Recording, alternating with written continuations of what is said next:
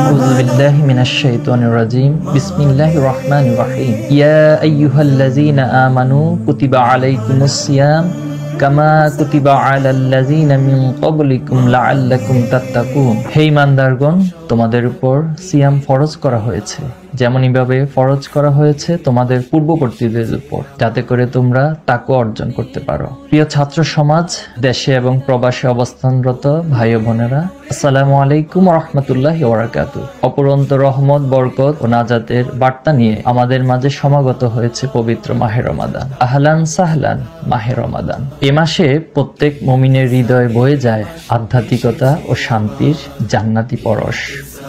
এ মাসে মহান রবের পক্ষ থেকে জাহান্নামের দরজা বন্ধ করে খুলে দেয়া হয় জান্নাতের সবকটি দরজা। রমাদান হলো কোরআন নাজিলের মাস, বদরের মাস, কদরের মাস।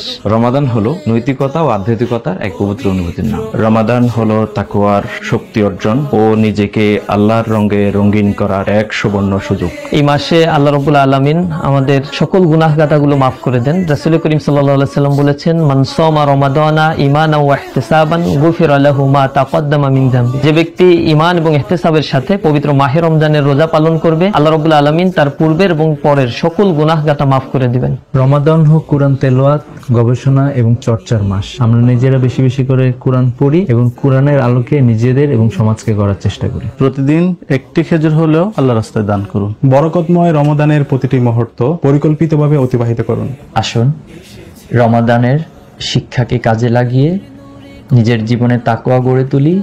ব্যক্তির পাশাপাশি পরিবার, সমাজ, রাষ্ট্রে তাকওয়ার সুন্দর পরিবেশ গড়ে তুলি। এবারের রমাদান হোক আমাদের জীবনের শ্রেষ্ঠ রমাদান। আমিন। আসসালামু আলাইকুম ওয়া রাহমাতুল্লাহি ওয়া বারাকাতুহু। ইহতিসাবের মাস এসেছে আবার।